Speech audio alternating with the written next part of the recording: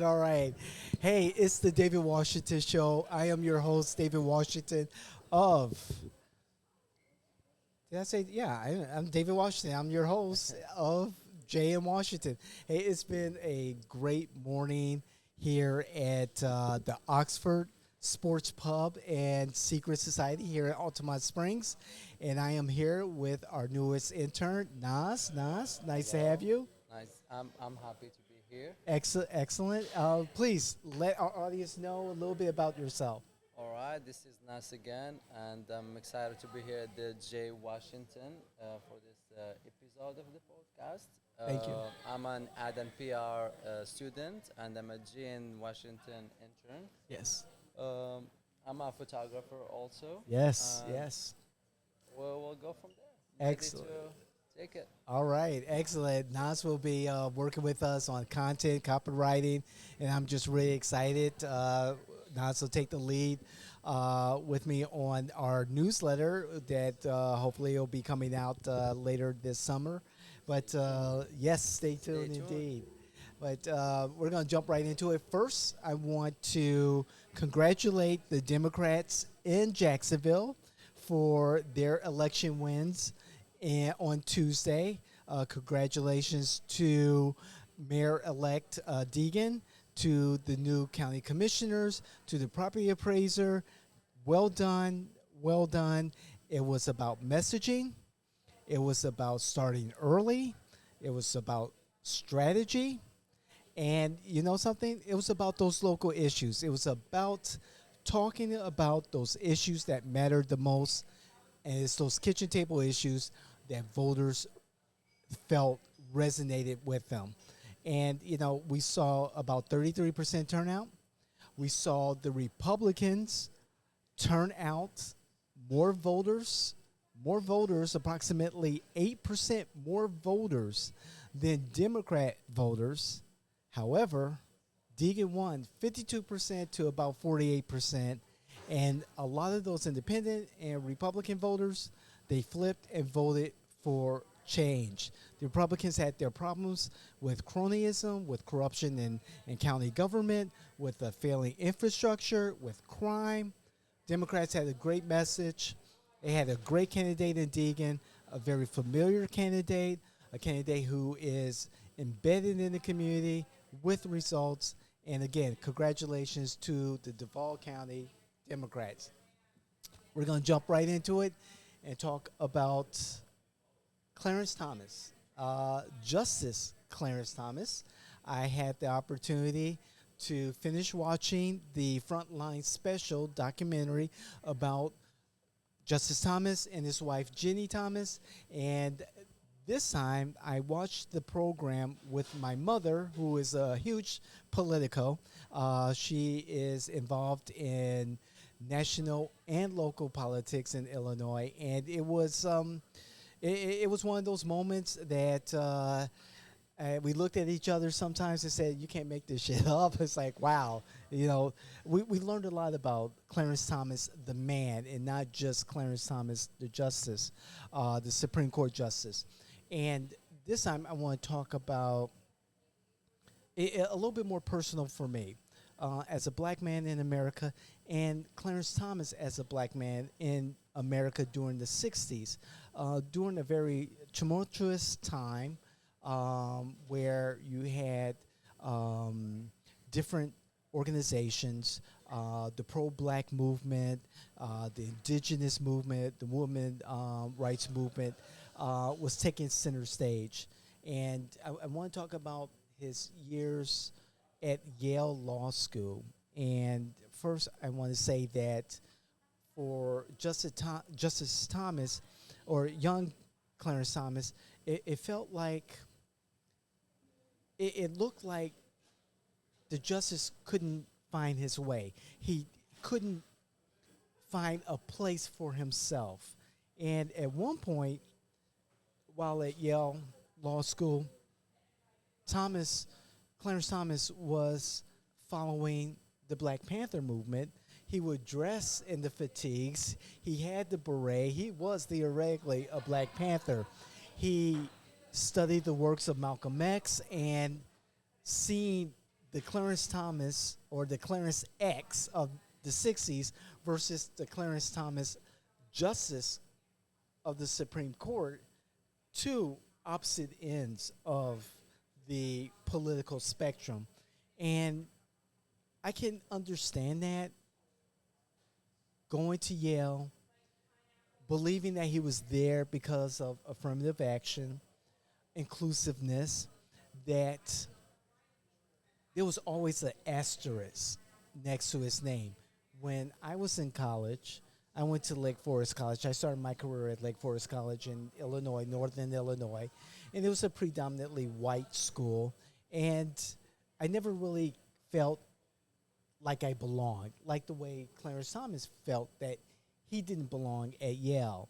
And although I didn't believe I was an affirmative action admission, but I did know that there was an effort to diversify the student body.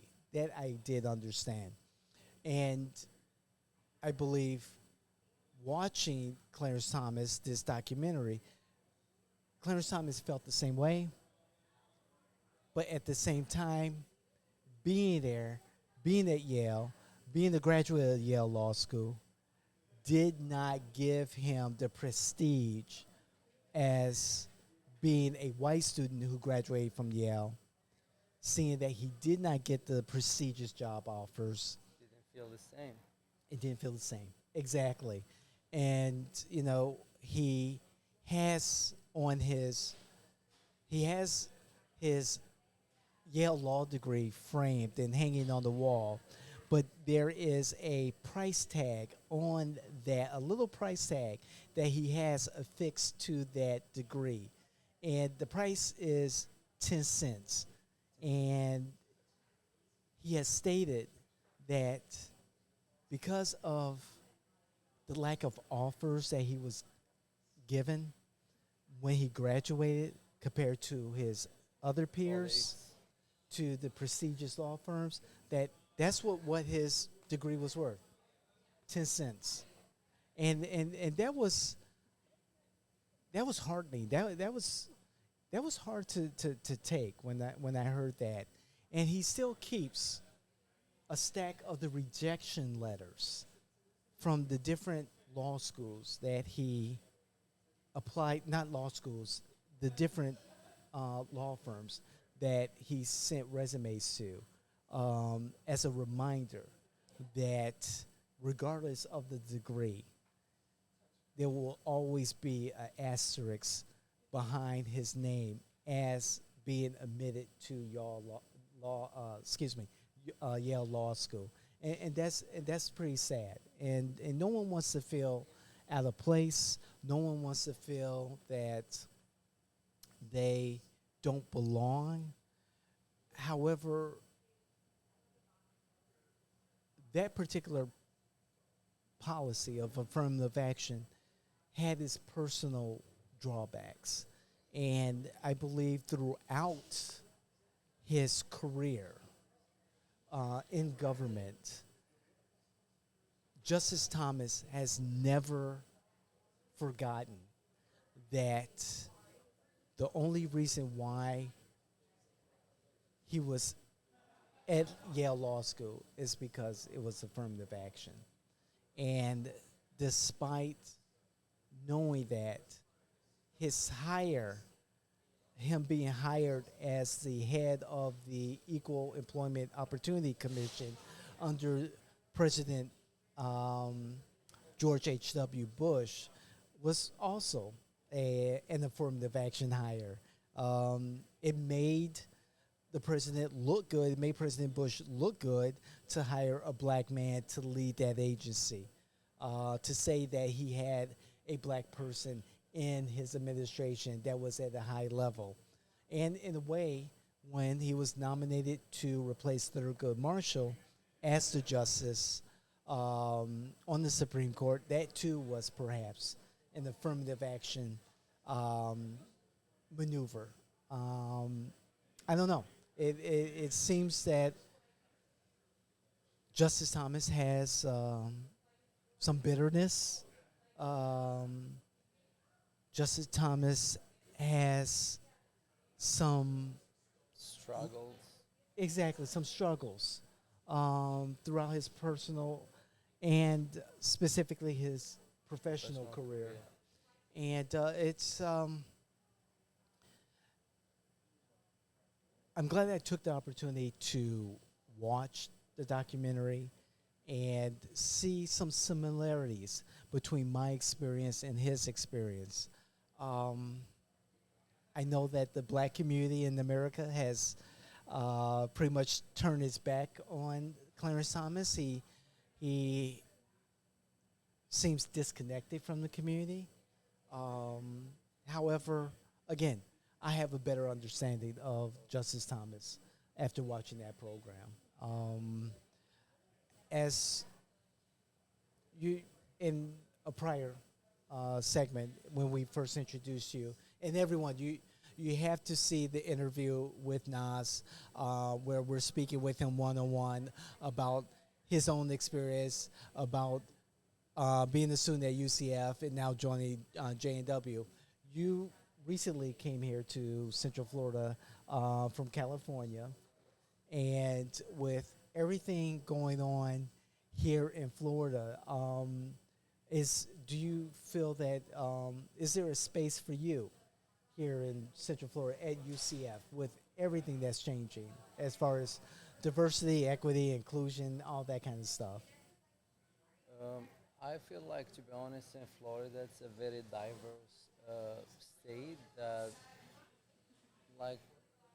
like, you have a lot of opportunities, and like I Mhm. didn't feel anything like, like you don't belong or anything, because Right. there's that much of difference. Good, good, very good.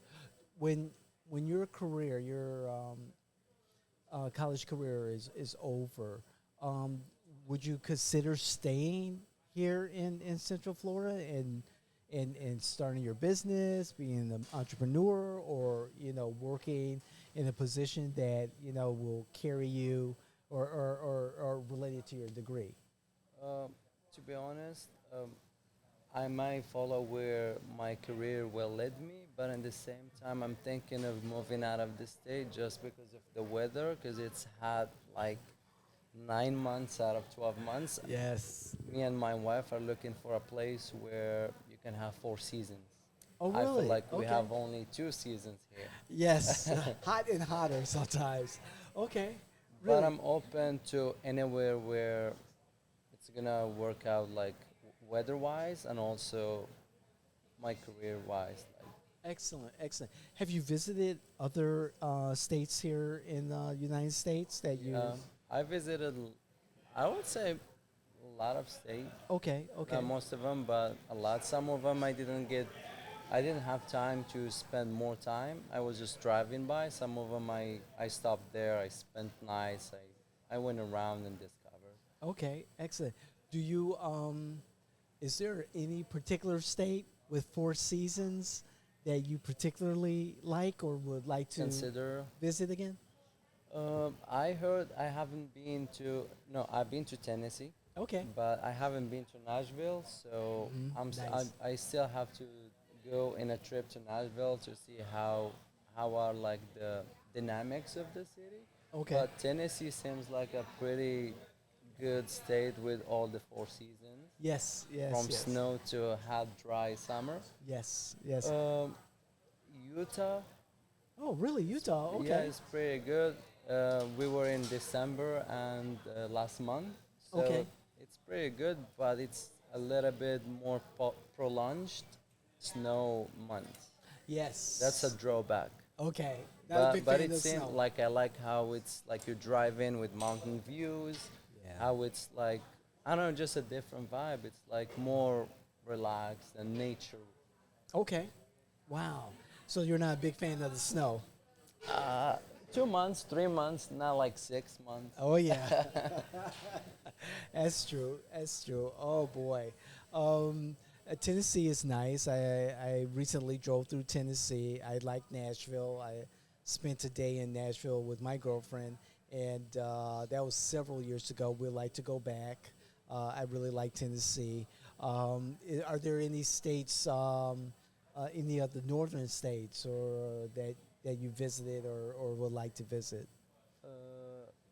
Like The, when you said no, like oh, New York. like New Yeah, I've York? been to Or, New York like 5 times so far, oh, but really? I don't Okay. see myself living in New York. Like Okay. it's too hectic and too crowded. Okay. Okay. Yeah, and I know that the living, not living, the housing situation is different Yes. what we're used to here in Florida. Because I see here that like for the price you're paying for, you get like newer constructions Yeah. here and better quality. Okay. And in New York, I wouldn't say all of them, but like you have to pay more to get the same uh, quality of the housing. Yes. Yes. That is true. That's very true. Or you have, you're gonna pay less and go like to the suburbs of Right. the New York, but you're gonna get less quality housing. Okay. All right. That's good to know. Have you visited any of the states in the Midwest, like Wisconsin, Minnesota, Illinois, Kansas? I went to, I mean, I drove by, I took a bus like 7 years ago from LA to Orlando. So we drove past Arizona, New Mexico, all those southern states. Yes.